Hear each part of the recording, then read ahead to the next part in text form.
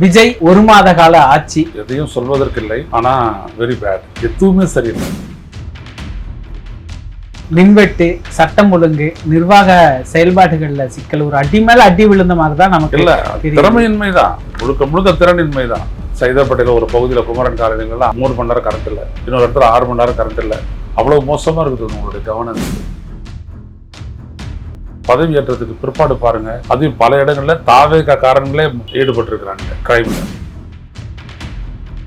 பிரதமரோட பேசுறீங்க, அதுக்கப்புறம் நிர்மலா சீதாராமனோட பேசுறீங்க, என்ன பேசுறாரு தெரியாது. ஆனா எல்லா ப்ரோக்ராம் கேன்சல் பண்ணி இங்க வந்தீங்க. அங்கேயும் பத்திரிகையாளரோட பேசுறேன், இங்கேயும் பத்திரிகையாளரோட பேசுறேன். ஏதாவது ஒரு ஸ்டேட்மெண்ட் கொடுப்பீங்கன்னா அது கொடுங்க. மிராக்கிள் ஒருபோதும் நடந்தது இல்லை. அது பாசிட்டிவா நெகட்டிவா நடந்திருக்குது. விஜயினுடைய வெற்றியை போல அப்படியேப்பட்ட நெகட்டிவ் மிராக்கிள்லாம் நடக்கும். அதெல்லாம் ஹியூமன்ஸ் பண்ணுவாங்க. எல்லா விமர்சனங்களுக்கும் அவங்க சொல்ற ஒரே பதில் என்ன அப்படின்னா, திமுக அதிமுக இந்த 2 கட்சி எப்படி இருந்தது இருங்க. அது என்ன மக்கள் கூட்டம் சேர்த்துட்டாங்க, ஆட்சி அமைக்க போறாங்க. எடப்பாடி சீஃப் மினிஸ்டர் திமுக ஆதரிக்குது. நீங்க என்ன பண்ணிடுவீங்க? விஜயை விட பெட்டரான ஆட்சி இருந்திருக்குமா? அப்ப நேரத்தில் தமிழ்நாட்டுக்கு நல்ல ஆட்சி தானே வந்திருக்கும். அது எப்படி திமுக கார பீஸ் எல்லா ஊர்லயும் பிடுங்க முடியுமா? அப்படி நடக்குமா? அப்படிலாம் ஒரு இடத்துல நடந்துச்சு. அதான் ஒரு திமுக மறுபடியும் கேட்டான், அம்பத்தூர்ல பிடிக்கிச்சு அப்படின்னா தாம்பரத்துல பவர் கட் ஆகுமான்னு கேட்டான். உங்களுக்கு பிடுங்க தெரியல, அதனால எல்லாம் பிடிக்கிட்டான்.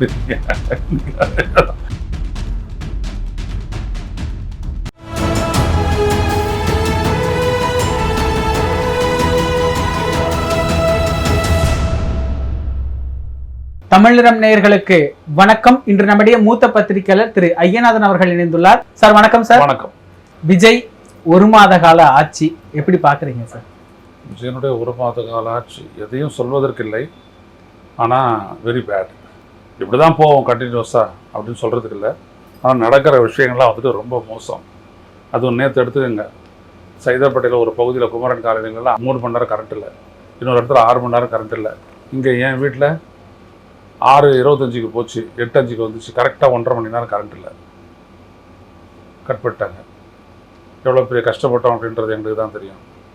நான் என்ன சொல்ல வரேன்னா, ஸ்டாலின் ஆட்சியில் இருந்த வரைக்கும், அதுக்கப்புறம் தேர்தல் நடக்குது, அந்த காலத்தில் வந்துட்டு அவர் காபந்து சர்க்கார் தான். அப்பவும் கிடையாது, அப்போல்லாம் நடக்காது, இப்போயும் நடக்குது. அப்பவும் சம்மர் தான், இப்போ நீங்கள் வந்துடுறதுக்கு அப்புறமும் சம்மர் தான். இதுக்கு முன்னாடி இந்த சம்மர்லாம் இந்த மாதிரி பவர் கட்லாம் கிடையாது. விவசாயிகளுக்கு கரண்ட் கட் பண்ணலாம் கிடையாது. எல்லாம் சரி பண்ணி எல்லாம் ஒழுங்கு எடுத்து வச்சாங்க. நீங்கள் வந்துட்டு உடனே ஏன் அதெல்லாம் நிற்கிறது? அதே சிஸ்டம் தான், அதே எம்ப்ளாயீஸ் தான், அதே அதிகாரிகள் தான், என்ஜினியர்கள் தான். ஏன் நிற்கிறது? அதே மாதிரி ஸ்டாலின் இருந்துட்டு தேர்தல் முடிச்சு தேர்தல் முடிவுகள் வந்து நீங்கள் பதவி ஏற்கிற வரைக்கும் சட்டம் ஒழுங்கு பிரச்சனைலாம் இவ்வளோலாம் இல்லை. நீங்கள் மட்டும் கத்திக்கிட்டு இருந்தீங்க, கேட்குதா சிஎம் சார் அப்படிலாம் நீங்கள் தான் காதை போட்டு தட்டிக்கிட்டு இருந்தீங்க. அப்போல்லாம் நல்லா தான் இருந்துச்சு. ஆனால் நீங்கள் பதவி ஏற்றத்துக்கு பிற்பாடு பாருங்கள் எவ்வளோ பெரியமோ. அதுவும் பல இடங்களில் தாவேக காரணங்களே ஈடுபட்டுருக்குறாங்க கிரைமில். இதை நீங்கள் என்னென்னு சொல்லுவீங்க? அதே சிஸ்டம் தான், அதே போலீஸ் தான், அதே போலீஸ் ஃபோர்ஸ் தான். இப்போ நீங்கள் சொல்லக்கூடிய சிங்கப்பெண்ணே அதெல்லாம் இருக்கட்டும், ஏற்கனவே இருக்குது இல்லை ஃபோர்ஸஸ். இதே ஃபோர்ஸ் தான் இப்போவும் இருக்க போகுது. எங்கே போச்சு? ஏன் செயல்படலை? அதெல்லாம் விஜய் சொல்லாமல் இதுக்கெல்லாம் வித்து அங்கே இருக்குது, அதுக்கு முன்னாடி இருக்குது, அதுக்கு முன்னாடி இருக்குதுன்னு சொல்லிட்டு அவர் என்ன பண்ணுறாரு, பிளேமை தூக்கி மறுபடியும் ஸ்டாலின் மேலே போட பார்க்குறாரு. ஸோ நீங்கள் ஒருத்தர் வில்லனாக்க பார்க்குறதுல தான் முயற்சிக்கிறீங்க ஒழிய, நீங்கள் ரியல் ஹீரோவாக வரல, ரியல் ஹீரோவாக தான் இருக்கிறீங்க. அவ்வளோ மோசமாக இருக்குது உங்களுடைய கவர்னன்ஸு. எதுவுமே சரியில்லை. அதாவது நீங்கள் வந்ததுக்கான அது காரணம் என்ன அப்படின்னா, வந்தவங்களுக்கு ஒன்றும் தெரியாது. உங்களுடைய ஆட்கள்லாம் பாருங்கள், ஸ்கூலுக்குள்ளே போயிட்டு விஜய் படத்தை காட்டிட்டு இருக்காங்க. காட்டிட்டு உங்கள் அப்பா அம்மாலாம் யாருக்கு ஓட்ட விட்டாங்க? விஜய் ஓட்டு. விஜய் இல்லை, விஜய் அங்கிள் அப்படி சொல்லணும். எல்லாமே நிற்க போகுது. உங்கள் ஆட்கள் போய்ட்டு எங்கே பார்த்தாலும் ரைட்டு அப்படின்றாங்க. முறுக்கு எப்போ சுட்டதுன்னு கேட்குறாங்க. எதுவுமே தெரியாது. எல்லாம் ரசிகர் பண்ணுற கூட்டம். நீங்களும் அரசியல் ஆகல, அவங்களும் அரசியல் படுத்தலை. அப்போ இவங்களால டெலிவர் பண்ணுறது மட்டும் எப்படி முடியும்? ஸோ எனக்கு நம்பிக்கை எதுவுமே கிடையாது. விஜய் வந்துட்டு ஒரு பெரிய ஒரு ஆட்சி தந்துடுவார், ஆட்சி அப்படிலாம் வந்துட்டு எதுவுமே நடக்க போகிறதில்ல. புரியுதுங்களா? அதாவது miracles does not happen. Miracles don't happen at all. Miracle ஒருபோதும் நடந்ததில்லை. அதுவும் பாசிட்டிவாக நெகட்டிவாக நடந்திருக்குது விஜயினுடைய வெற்றியை போல. அப்படியேப்பட்ட நெகட்டிவ் மிராக்கிள்லாம் நடக்கும். அதெல்லாம் ஹியூமன்ஸ் பண்ணுவாங்க. இதோ இவிஎம் வச்சு பண்ணலையா, இதோ 5000 4200 4400 நாட்கள் 5400 நாட்கள் இந்த மிராக்கள்லாம் நடக்கும். ஆனால் நேரு சாதிப்பியா? நேரு அன்னைக்கு வந்துட்டு உலகத்தில் இருக்கக்கூடிய அணிசாரா நாடுகளுடைய இதுக்கு தலைமை வகித்தார். உங்களால் முடியுமா? இன்னைக்கு ஒரே ஒரு இது இப்படி வருது, வந்துட்டு உடனே உங்களுடைய 3 பேரை கொண்டுட்டான் அமெரிக்காக்காரன். என்ன பண்ணுறீங்க? உங்களால் ஒன்றும் பண்ண முடியாது. ஆனால் என்ன ட்ரம்ப் என்ன சொல்கிறாரு? மோடி இஸ் மை ஃப்ரெண்ட் அப்படின்றாரு. அந்த ஆடு வெக்கமாக இல்லை கேட்கறதுக்கு. அந்த மாதிரி தான். இதனால் என்ன இருக்குது? நீங்கள் ஆட்சிக்கு வந்ததுனால என்ன இருக்குது? ஒன்றுமே கிடையாது. நத்திங். இங்கேருந்து நீங்கள் டெல்லி போகிறீங்க, பிரதமரோட பேசுகிறீங்க, அதுக்கப்புறம் நிர்மலா சீதாராமனோட பேசுகிறீங்க. மறுநாள் காலத்தில் அவனுடைய கேபினட் செக்ரட்டரி வந்து உங்களோட பேசுகிறார் சோமநாதன். என்ன பேசுகிறாரு தெரியாது. ஆனால் எல்லா ப்ரோக்ராம் கேன்சல் பண்ணிட்டு இங்கே வந்தீங்க. அங்கேயும் பத்திரிகையாளரோட பேசுகிறேன், இங்கேயும் பத்திரிகையாளரோட பேசுகிறேன். ஏதாவது ஒரு ஸ்டேட்மெண்ட் கொடுப்பீங்கன்னா அதுவும் கொடுக்கல. இதெல்லாம் எப்படி புரிஞ்சுக்கிறது? ஸோ எனக்கு எந்த நம்பிக்கையும் கிடையாது இந்த அரசு செயல்படும். பட் இருந்தாலும் பார்ப்போம். சொல்லுவாங்கல்ல 6 மாதம் கொடு, 1 வருஷம் கொடு, 1.5 வருஷம் கொடு, நீட்டு முடக்குவாங்கல்ல. பார்ப்போம் எங்கேருந்து எப்படி செயல்படுறாங்க. மின்வெட்டு, சட்டம் ஒழுங்கு, நிர்வாக செயல்பாடுகள்ல சிக்கல், ஒரு அடி மேல அடி விழுந்த மாதிரி தான் நமக்கு இல்லை. திறமையின்மை தான், முழுக்க திறனின்மை தான். வேற என்னது இது? என்னன்னு சொல்லுவீங்க நீங்க? இப்போ என்ன மின்சாரத்தில் பிரச்சனை என்ன சொல்றாரு அந்த ராதாகிருஷ்ணன்றவர்? அந்த இபிஎனுடைய டான்ஜெட் செக்ரட்டரி என்ன சொல்றாரு? சப்ளைல எந்த பிரச்சனையும் இல்லை, டிஸ்ட்ரிபியூஷனில் தான் ப்ராப்ளம்ன்றாரு. அதாவது கரண்ட் ஜென்ரேஷன்லாம் பிரச்சனை இல்லை, பகிர்வில் தான் பிரச்சனை அப்படின்றாரு. பகிர்வில் என்ன பிரச்சனை ஆரம்பிச்சிங்களா? நீங்க கெட்ட பிளக்க பிடிக்கிட்டான்றாங்க, திமுக. இப்போ குமரன் காலில் போய் கேளுங்க, திமுக அவங்களை தூண்டி விட்டான்ட்டு. தாங்க முடியல குழந்தைய வச்சுக்கிட்டு வெளியில் வந்து போராடுறாங்க, அவ்வளோதான். ஆனால் நீங்கள் என்ன சொல்கிறீங்க? திமுக தூண்டி விட்டான், மறுபடியும் அது சொன்னால் எஸ்கேப் ஆகிடலாம்னு நினைக்கிறீங்க. இந்த முறையில் எஸ்கேப் ஆக முடியாது. அப்போ வந்துட்டு ஆட்சியில் இல்லை, நீங்கள் எது சொன்னாலும் எடுபடும். இப்போ ஆட்சியில் இருக்கிறீங்க, நீங்கள் போய் சொன்னால் கூட எடுபடும், நீங்கள் என்ன சொன்னாலும் எடுபடாது. மற்றெல்லாம் பேசுறதுக்கு முன்னாடி சார், விஜயை பற்றி பேசினாலே கைது அப்படிங்கிற இடத்துக்கு நகர்றாங்கல்ல. அதான் எல்லாத்தையுமே பண்ணுறாங்க அவங்க. அதாவது நான் என்ன சொல்ல வரேன், நீங்கள் கேஸ் போடுங்க, நீங்கள் மாரிதாஸ் மேலே கேஸ் போடுங்க, திருச்சி சூர்யா மேலே கேஸ் போடுங்க, யார் மேலே வேணாலும் கேஸ் போடுங்க, அது வேற விஷயம். கைது பண்ணுறது எதுக்கு பண்ணுறீங்க? கோர்ட்டு என்ன சொல்லிச்சு, அவர் நாங்கள் சிறையில் வைக்க முடியாது அப்படின்ச்சு. இப்போ என்ன பண்ணுவீங்க? ஸோ இது ஆதவர்ஜுனா தான் பின்னணி இயக்கிறதா வந்துலாம் சொல்கிறாங்க. நான் என்ன சொல்கிறேன் அப்படின்னா, விஜய்க்கு நான் சொல்ல வரேன், இது நல்லதில்லை, இது நல்லதில்லை. உங்களை விமர்சிக்கிறது அப்படின்றது எங்களுடைய உரிமை. நீங்கள் என்ன சொன்னீங்க? விமர்சிங்க, அதுதான் எனக்கு வந்துட்டு எனர்ஜி அப்படின்னீங்களே. அப்புறம் இன்னொரு இடத்துல ஏன் பார்த்து பயப்படுறீங்க?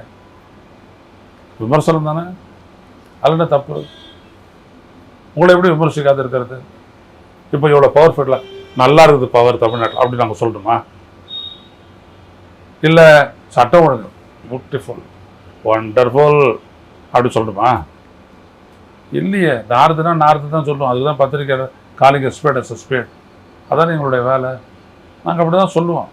நீங்களே அப்படி தானே சொல்லிட்டு இருந்தீங்க. இப்போ உங்கள் ஆட்சியில் ஒன்று நாங்கள் மாற்றிக்கிறோமா உங்களுக்கு ஏற்ற மாதிரி? இப்போ திமுக ஆட்சியில் கருத்து சுதந்திரம் இல்லையா அப்படின்னலாம் நிறைய மூத்த பத்திரிகையாளர்கள் யூடியூப் சேனலில் பேசிக்கிட்டு இருந்தாங்க. இன்னைக்கு ஒரு அமைதி பார்க்க முடியுது. ஆமாம், அவங்களாம் அவ்வளோ நல்லவனுங்க. ஏன்னா விஜய் வந்து தூக்கி பிடிக்கிறதானே அவ்வளோத்தையும் சொன்னாங்க. பாஜக பார்த்து இந்த மாதிரி கேள்வி கேட்க மாட்டாங்க, திமுக பார்த்தா கேட்பாங்க, திமுக அரசு பார்த்தா கேட்பாங்க. பாஜக அரசு என்னென்ன பண்ணிச்சு அப்படின்றதெல்லாம் அவங்க எதுவுமே கண்டுக்க மாட்டாங்க. அவங்களோட மூத்த பத்திரிகையாளர் ஏன்னா துட்டு நிறைய வருது இல்லை, அவ்வளோதான். இவங்களெல்லாம் என்ன பண்ணுறது? அவங்களோட யோக்கியதை இவ்வளோதான் சொல்லிட்டு போகணும், வேற என்ன? எல்லா விமர்சனங்களுக்கும் அவங்க சொல்ற ஒரே பதில் என்ன அப்படின்னா, திமுக அதிமுக இந்த 2 கட்சி எப்படி இருந்தது, இவங்க 2 பேரும் மக்களுக்கு எதிராக கூட்டணி அமைக்க ஆரம்பிச்சாங்க, கூட்டணி சேர பார்த்தாங்க. இதை பத்தி மட்டும்தான் அந்த பத்திரிகையாளர்கள் பேசுறத நம்ம பார்க்க முடியுங்க. அது என்ன மக்கள் கூட்டணி சேர்த்துட்டாங்கய்யா, ஆட்சி அமைக்க போறாங்க, எடப்பாடி சீஃப் மினிஸ்டர், திமுக ஆதரிக்குது, நீங்க என்ன பண்ணிடுவீங்க? இந்த ஆட்சியை விட அந்த ஆட்சி பெட்டரா இருந்திருக்குமா? விஜயை விட பெட்டரான ஆட்சி இருந்திருக்குமா? மின்சார பிரச்சனையை அவர் டேக்கிள் பண்ண தெரியும், சட்டம் ஒழுங்கு அவருக்கு டேக்கிள் பண்ண தெரியும். அப்போ இந்த நேரத்தில் தமிழ்நாட்டுக்கு நல்ல ஆட்சி தானே வந்திருக்கும் இல்லையா? ஒன்றுமே தெரியாத அதை உட்கார வச்சுவிட்டு நீங்கள் உட்கார வச்சிடலாம் யாரை வேணாலும். அதுக்கப்புறம் அவர் வேலை செய்யணும்ல, சாதிச்சு காட்டணும்ல, முடியலன்னா என்ன பண்ணுவீங்க? அப்புறம் தப்பு பண்ணிட்டோம்னு பேசுவீங்களா? முதல்ல ஒன்று புரிஞ்சுக்கணும், அரசியலில் வந்துட்டு எல்லாமே சந்தர்ப்பவாதம் தான். திமுக தீய சக்தி, திமுக கூட இருக்கிறவனால நல்ல சக்தியா? ஆடு பார்க்க குட்டி உறவு அப்படிதானே சொல்றாங்க. தலைக்கு ஒரு சீக்கா தாடிக்கு ஒரு சீக்காட்டுற மாதிரி பெரியார் சொன்ன மாதிரி தான். வசதிக்கு எடுத்துக்கிற வேண்டியது எல்லாத்தையுமே. அது என்ன சார் மின்வெட்டு அநியாயம், இது நம்ம கேள்வி கேட்கிறோம், பீஸை பிடுங்கிட்டாங்க அப்படின்னு வீடியோ எல்லாம் கொடுக்குறாங்க. அது எப்படி திமுக கார பீஸை எல்லா ஊர்லயும் பிடுங்க முடியுமா? அப்படி நடக்குமா? அப்படிலாம் ஒரு இடத்துல நடந்துச்சு. அதான் ஒரு திமுக காரங்க மறுபடியும் கேட்டான், அம்பத்தூர்ல பிடிங்கிச்சு அப்படின்னா தாம்பரத்துல பவர் கட் ஆகுமான்னு கேட்டான். ஃபியூஸ் கேரியரை அம்பத்தூர்ல பிடுங்கினான்னு வச்சுக்கோங்க, இங்க பவர் கட் ஆகுமான்னு கேட்டான். இங்கே ஆயிடுச்சு இல்லை, இப்போ இங்கே யார் பிடுங்கினது? உங்களுக்கு பிடுங்க தெரியல, அதனால எல்லாம் பிடிங்கிட்டான். வேற ஒன்றும் சொல்ல தெரியல. உங்களுக்கு பிடுங்க தெரியல, அவ்வளோதான், கெப்பாசிட்டி இல்லை, அதனால பிடிக்கிட்டான்னு நீங்க சொல்றீங்க. வேற ஒன்றும் கிடையாது. இப்போ விஜய் ஒரு முதலமைச்சர் ஒரு நிகழ்ச்சியில சொல்றாரு, இந்தியாவிலேயே முதல் முறை ட்ரோன் அப்படிங்கிறாரு. ஸ்டாலின் ஆட்சியிலேயே ட்ரோன் இருக்கு, உங்களுக்கு தெரியும்னு நினைக்கிறேன். எப்படி எழுதி கொடுத்தவங்களுக்கு தெரியாதா? அது அப்படியே மோடி மாதிரியே இருக்காரு. அவர் தான் ஃபர்ஸ்ட் டிஜிட்டல் கேமரா பயன்படுத்தினவர்ல, அது வரவே இல்லை உலகத்தில். ஆனால் அவர் கண்டுபிடிச்சி அவர் பயன்படுத்தியிருக்கிறாரு. அப்புறம் அவர் படித்த படிப்பு உலகத்தில் யாரும் படிக்காது. அது மாதிரிலாம். அது மாதிரி விஜய், அவருக்கு என்ன நடந்துச்சுன்னு தெரியாது, அதனால் எது நடந்தாலும் அதான் ஃபஸ்ட்டு. இந்த பிள்ளைங்க சொல்லுவீங்க நான் தான் அப்படின்னு சொல்லலாம், அந்த மாதிரி குழந்தைங்க மாதிரி. அதெல்லாம் ஒன்றும் இல்லை. இதெல்லாம் பேசுறதுக்கு ஒரு தமாஷா இல்லை. அதெல்லாம் பேசுறதுக்கு இவர் செஞ்சதெல்லாம் அப்படியே ஏற்கனவே செஞ்சது. ஆப்பு மகளிருக்கான அந்த ஆப், பாதுகாப்புக்கான அந்த ஆப்பு, அது பண்ணிட்டோம் அப்படின்னு முன்னாடி போலீஸ்காரன் அந்த இடத்துக்கு வந்துட போகிறான். நீங்கள் பெட்ரோலில் எவ்வளோ தூரம் பெட்ரோல் பண்ணுவீங்க சொல்லுங்கள் பார்ப்போம். தட் இஸ் நெசசரி, நான் இல்லைன்னு சொல்ல வரல. ஆனால் ஏற்கனவே இருக்கிற அந்த ஆப்பை விட இது பெட்டராது இல்லைல்ல. தமிழகத்துடைய உயரிய காவல்துறை நிகழ்ச்சி அது. காவல்துறையுடைய பேண்ட் நம்ம தேச பாடல்கள் இசைத்து கேட்டிருக்கிறோம். ஆளப்போற தமிழன் பாட்டு, விஜய் நடித்த படத்தோட பாட்டு, ஒரு காவல்துறை ஒரு அரசுடைய பேண்டில் இந்த பாட்டெல்லாம் நம்ம கேட்கறது. அதான் அவர் விஜய் ரசிகர்கள் இருக்கட்டும், நம்ம காவல்துறை போடுது பாருங்க அந்த பாட்டை. நான் அடுத்த முறை நடக்கிற அரசு விழாவில் வந்துட்டு காவல்துறையிலேருந்து ஒரு பேண்ட் வந்துட்டு விஜய்க்காக கூத்தாடுன்னு நினைக்கிறேன். இல்லை அதையும் விஜய் ரசிப்பார். நம்ம படம் மாதிரியே இருக்குது. அப்படி மொத்தத்தில் இவங்க வந்துட்டு செக்ரட்டரியேட்டில் ஷூட்டிங் எடுக்கிறாங்கன்னு நான் ஏற்கனவே சொன்னேன். அது உள்ளபடி அப்படி தான் முடியும் போல். இவங்களுடைய ஆட்சி வந்துட்டு ஏதோ ஷூட்டிங் நடத்துகிற மாதிரி தான் இருக்குது. அப்படி தான் நடக்குது. புகழ்பெற்ற ஒரு துருக்கி பழமொழி நீங்கள் கேள்விப்பட்டிருப்பீங்க, கோமாளி அரசவைக்கு போனால் அரண்மனை சர்க்கஸ் கூடாரா ஆகும்னு. இன்னைக்கு அதெல்லாம் எடுத்து வச்சுட்டு போட்டுக்கிட்டு இருக்கு. அரசியல் செய்வோருக்கு அறம் கூட்டுறாங்கன்னு ரொம்ப உச்சபட்சமாக அவர் சொன்னார். இங்கே வந்துட்டு அது வந்துட்டு இன்னும் மோசமாக போகுது, கூத்தாடித்தனமாக போகுது. ஸோ விஜயனுடைய ஒரு மாத கால ஆட்சி அப்படின்றதெல்லாம் வந்துட்டு பார்த்தீங்க கேட்டிங்கன்னா it is very sad. But wait and see, பார்ப்போம். மக்கள் வாக்களிச்சிருக்கிறாங்க அப்படின்னு சொல்கிறாங்க, பார்ப்போம். ஆனால் ஒரு மாதம் அதுக்குள்ளார ஏன் இவ்வளோ விமர்சனம் வைக்கிறீங்க? இவ்வளோ விமர்சனம் வைக்கிற அளவுக்கு நாங்கள் என்ன அப்படி மோசமான ஆட்சி கொடுத்துட்டோமா? ஊழலை ஒழிச்சிட்டாங்களாமா சார்? எந்த துறையிலையும் ஊழல் இல்லை, காசு வாங்குறதெல்லாம் நிப்பாட்டிட்டாங்க, லஞ்சம் இல்லை, எல்லாத்தையும் நிப்பாட்டிட்டாங்க. 10 ரூபாய் 20 ரூபா ஆயிடுச்சு, அதெல்லாம் நிப்பாட்டிட்டாங்களாமா? எங்க நிப்பாட்டிட்டாங்க? இல்லையா, இருக்குது, அதெல்லாம் அப்படியே தான் இருக்குது. காரணம் சொல்லிட்டாங்க, அவ்வளோதான். போதைப்பொருள் ஒழிப்புன்னு சொல்கிறாரு. போதைப்பொருள் ஒழிப்பு அது ஒரு வடக்கே இருக்குது, எல்லாமே இருக்குது. நீங்கள் வெயிட் அண்ட் சி. நான் என்ன சொல்ல வரேன்னா, ஒரு அக்கறையோடு நீங்கள் அரசியலுக்கு வந்துருந்தீங்கன்னா தான் உங்களால் எதுவும் சாதிக்க முடியும். அக்கறை இல்லாத சிஸ்டத்தை நம்பி நீங்கள் வரீங்க. System don't work, system don't guide. It will help but it don't guide. இந்த செக்ரட்டரிஸ் அவங்க இவங்கெல்லாம் வந்துட்டு உங்களுக்கு உதவுவாங்க, ஆனால் உங்களை வந்துட்டு வழிநடத்த மாட்டாங்க. உங்களை வழிநடத்துறதே ஆள் இல்லை. அதுக்காக தான் உங்களுக்கு அக்கறை இருந்து நீங்கள் செயல்பட்டுருந்தீங்கன்னா இதெல்லாம் தெரிஞ்சிட்டு இருப்பீங்க. ஒரு படிப்பனையோடு உள்ள வந்திருப்பீங்க, எதுவுமே இல்லை. அப்போ என்ன பண்ணுவீங்க? ஒன்றும் பண்ண முடியாது. விஜய் அரசியல் நடத்துறதுக்கு, அரசாட்சி செய்யறதுக்கு, அரசு நிர்வாகத்தை கையாளுறதுக்கு இந்த திமுக விட மாட்டேங்குது. திமுக வந்து ஒரு இடையூறுகளை கொடுத்துக்கிட்டே இருக்கு. பார்த்து அன்னைக்கு கூட விஜயனுடைய கையை யாரோ பிடிச்சி இப்படி எடுக்கிறாங்க, அவர் அப்படியான இப்படி எடுத்துட்டு இருக்காரு. இல்லை என்னங்க அதெல்லாம் பேச்சு? நீங்கள் உங்ககிட்ட அதிகாரம் இருக்குது, அது என்ன திமுக விடலை? இப்படிலாமா பேசுவீங்க? எல்லாத்தையும் லாக் பண்ணி வச்சுட்டாங்க அப்படின்றாரு. என்ன லாக் பண்ணி வச்சுருக்குறாங்க? ஏங்க அதிகாரமே உங்ககிட்ட இருக்குதுங்க, அப்புறம் அவங்கள போய்ட்டு லாக் பண்ணி வச்சுருக்குறாங்கன்னு என்ன அர்த்தம்?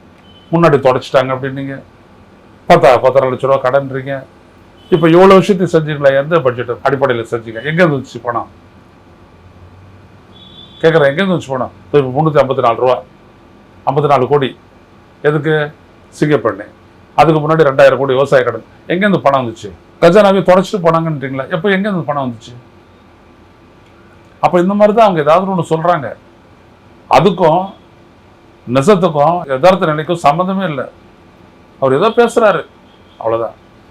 ஒரு பக்கம் அன்புமணி பாராட்டுறார், இன்னொரு பக்கம் துரை வைகோ அவர் தினமும் ப்ரெஸ் மீட் கொடுத்துட்றாரு. கொடுத்துட்டு அவர் இந்த பக்கம் போகவும் மாட்டேங்கிறாரு, இங்கேயும் நிற்கவும் மாட்டேங்கிறாரு. விஜய் சிறப்பான ஆட்சின்னு கொடுக்குறாரு. அது ஒரு சிறப்பான ஆட்சி தான். ஆமாம், அவங்க 2 பேருக்கும் வந்துட்டு நல்ல ஆட்சி பண்ண ஸ்டாலினுடைய ஆட்சி வந்துட்டு மக்கள் கோபத்தில் இருக்கிறார்கள் அப்படின்னாங்க. இப்போ இவருடைய ஆட்சியை வந்துட்டு அவர் நல்லதுன்றாங்க. என்ன பண்ணுறது? இவங்கெல்லாம் கார்பரேட் பாலிட்டிஷியன்ஸு. யார்? துரை வைகோ, இந்த அன்புமணி ராமதாஸ், இவங்களாம் கார்பரேட். இவங்களுக்கெல்லாம் பதவி தான் ரொம்ப பெருசு, வேறு எதுவும் கிடையாது. பதவி பதவி பதவி, அதுக்கு தான் அவங்க எல்லாமே பேசுவாங்க, செய்வாங்க. அதனால் விஜய் கிட்ட அது கிடைக்கிறதுக்கு வாய்ப்பு இருக்குது. அதனால் விஜயை பாராட்டுறாங்க, வேறு ஒன்றும் இல்லை.